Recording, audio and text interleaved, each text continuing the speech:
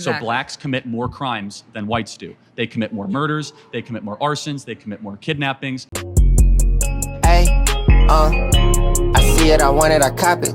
Promise to never stop it. Living it up, I'm happy. Welcome back to Be the Smoke, episode 3. Trace, really wanted to get this episode out. I know we just dropped, but wanted to drop again because in light of all of this Charlie Kirk thing, I've seen a lot of white tears. Seen a lot of cooning from my community. And it's a lot of, untruth telling. A lot of lies being spewed out about the legacy that he lived. And a lot of, there's a lack of accountability there, I think. So first, just starting off, message to white America. It's funny to me that only when the gun is pointed at you, only when is your safety at risk, is it time for us to lean into solidarity? Is it time for us to be human and we're all Americans, right? Only then is it that person is a child of God, that person is a mother or father, that person has a family, right? Violence is not the answer. But when that violence is targeted at black and brown people for centuries, when black and brown people have asked for that solidarity for centuries, you've shunned it, you've rejected it. You turn a blind eye and remain silent to the violence that we have faced, right? And that silence speaks just as loud as that physical violence that we've gone through, right? So I want you to let that sink in for a second. Yeah, if you don't know who Charlie Kirk is, founder of that bullshit Turning Point USA, has shaped a lot of campus politics, and honestly a lot of Republican policy, right? And I want to say mourning is not just morally neutral, right? Mourning and what you mourn and show reverence to says a lot about what you value, says a lot about who you value, and the legacy they left behind. So when you tell me that I should have respect for that life of Charlie Kirk, when that life was led with determination to harm my people, determination to set my people back, determination just against the black community, it's kind of a slap in the face, bro. I'm not gonna lie. It's a slap in the face. Because there's a long history of who America has chosen to mourn and who they've chosen not to mourn. When JFK was killed, the country wept. The 9/11 victims, the country wept. Even the January 6 rioters who died, a lot of people wept. But when it's black lives that are taken, Emmett Till, Sandra Bland, Mike Brown, George Floyd, y'all find a way to make it an us problem. You find a way to dehumanize us and not show reverence to innocent lives that have been taken.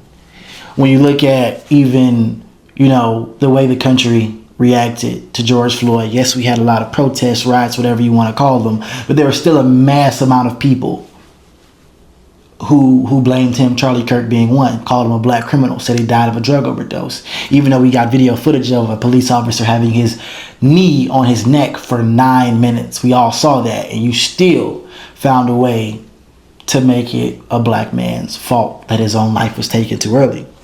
Excuse me if I have a hard time giving a fuck that your racist, bigot, fascist white figure died. Excuse me.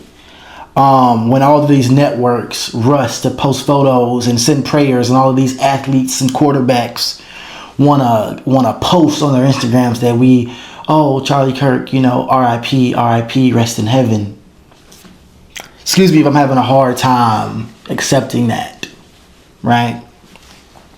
Because the reality is, who we mourn is a mirror. It's a mirror, and it shows who this country really is and who this country really thinks is worth saving and who is not.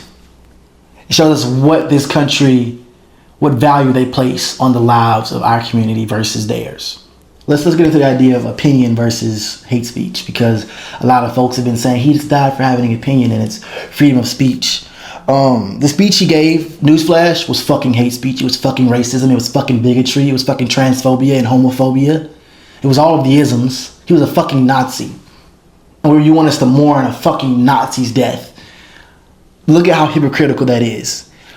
Hate speech is language that dehumanizes and encourages harm. And it makes violence seem justified. And there's countless times where Charlie Kirk did just that. I just mentioned before the George Floyd and calling him a black criminal. When you first classify him as a criminal, right? Let's get into that. You call him a criminal is a way to define him in his life by the decisions he made that wound him up getting whatever charges he had versus a human being, right? 2, you made a point to say black criminal. We already know the long-standing stereotypes that black men hold in this country as being violent, as deserving death, and all of these things. That's what you did while you were here. And calling that out is not cancel culture. It's community defense, right? That's accountability. That's justice in my eyes. This is a person who used his entire platform against Black Lives Matter, against critical race theory and removing that from schools and erasing black history from schools, right? Y'all want to dismiss racism as this myth that is so long in the past. And it's like, he's not racist. How could you call him a racist? How could you fucking not? And if you don't, you're a fucking racist. You're a fucking racist. I'm tired of white people, wanting to play the victim all the time. It's sick. All freedom of speech means is you can talk. It does not absolve you of any accountability for the things that you say, right? When you talk about, I made a comparison recently of the way we, celebrated Osama bin Laden's death. Because to us, he was against America. He was the most evil thing that could be. But when we talk about the harm that right-wing extremists have done to my community, I view it no different. That's terrorism. You don't have to be the one behind the trigger. Everybody, Charlie Kirk didn't kill anybody. How could you compare him to Osama bin Laden? Once again, how could you not? Right? When we talk about, let's take Hitler, for example. He wasn't behind the trigger, killing every single Jew. He wasn't the one stuffing everybody into gas chambers. He wasn't in everybody's home rounding them up. But the words he said, the speeches he gave, led to those actions, led to that harm. It's no different than what this man was doing. Let's be real about it, bro. He was a fucking Nazi. His platform was not one of just talking and having debates for the sake of having debates. He was wanting to radicalize millions of conservative youths who now feel emboldened to go out there and threaten HBCUs, right?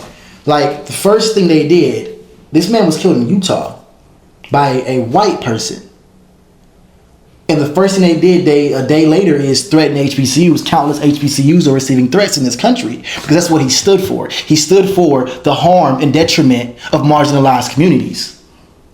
They now are using him as a martyr to do exactly what he wanted this entire time. Don't tell me he's not a racist.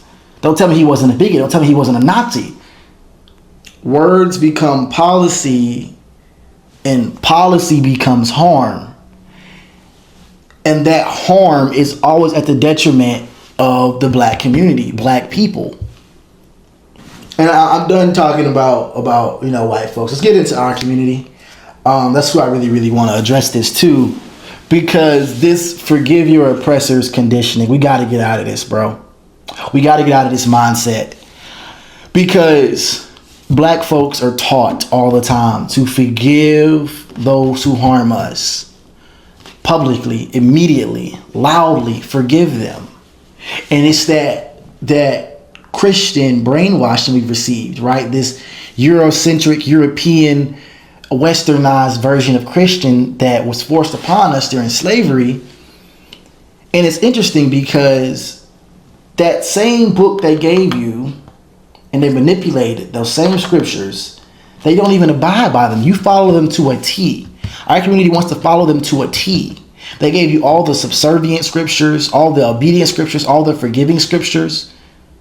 While the whole time they got them practicing Old Testament fire and brimstone. It is a way to control black people, to have black people into slavery, to do Jim Crow, to get rid of an entire population of people, commit genocide on indigenous folks. right? To attack now gay and trans people, right? They use a very different version of that Bible and very much cherry pick different scriptures for how they abide by. Yet you want to go to the same heaven as them, rest in heaven, Charlie Kirk. How does that make sense? They've shown you what their heaven looks like. When you talk about heaven on earth, they've shown you what their heaven looks like, and it does not include you.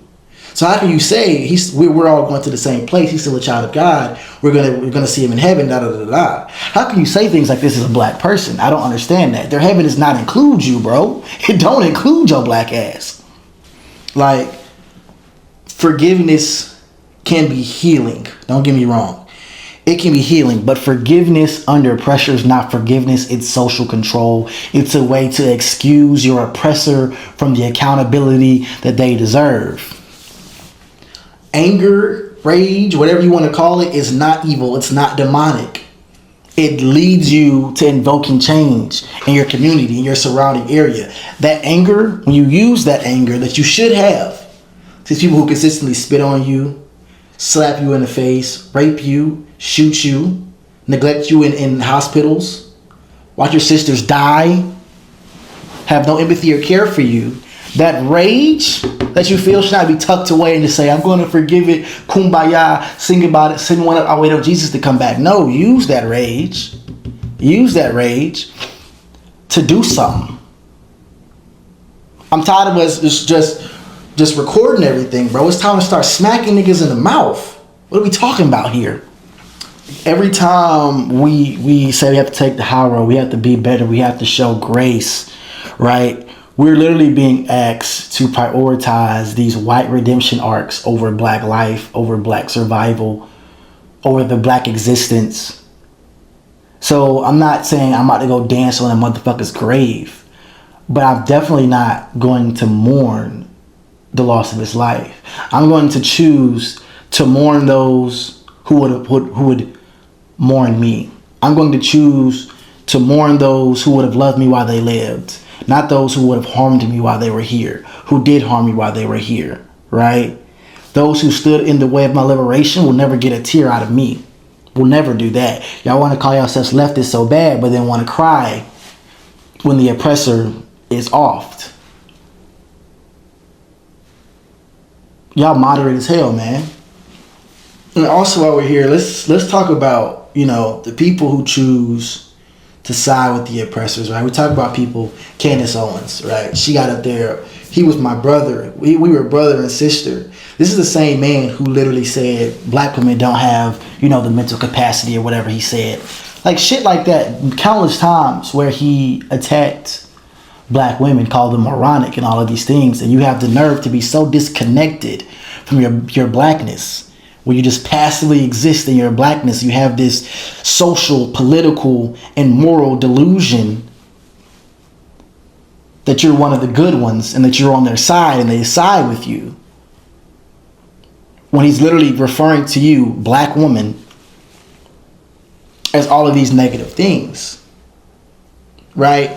And if you're somebody who is willing to side with them for money, for clout, for success, if your loyalty can't be bought, I love people. My uncle said this shit and it pissed me off so bad. I rock with Charlie Kirk for the economics. If you're willing to say that your loyalty can be bought, your loyalty is cheap, and we don't need it actually. That's some cheap ass loyalty. You are willing to be a literal token, right, for a paycheck. Not realizing how disposable you are to them as just a talking point or as and even in opposition to your own community. Candace Owens said it and she's black, so it must be right.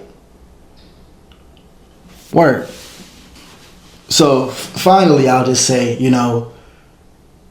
as a community, you need to really interrogate the idea of who you choose to mourn. Really interrogate that idea and the why behind it, right?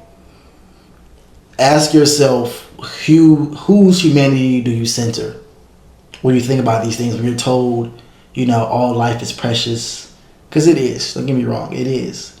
At the same time, it's hypocritical coming from a lot of these people who are telling you that. We have literally ignored so many deaths. We're this week in distraught about Charlie Kirk receiving one bullet to the neck. You have a little girl whose life was taken by over 300 bullets in Palestine. We turn a blind eye to these things. These are the same people who did not give a fuck about say their names, did not want to say their names, dismiss Black Lives Matter, but are not asking you and telling you to hold Charlie Kirk to some high esteem or whatever. That is the most privileged, oppressor bullshit that I can even imagine. Appreciate y'all for listening, man. At the end of the day, mourning is a privilege. And I'm saving that for those who would have loved me as myself while they lived. Like, comment, subscribe. We're on all platforms. Repost, all those good things.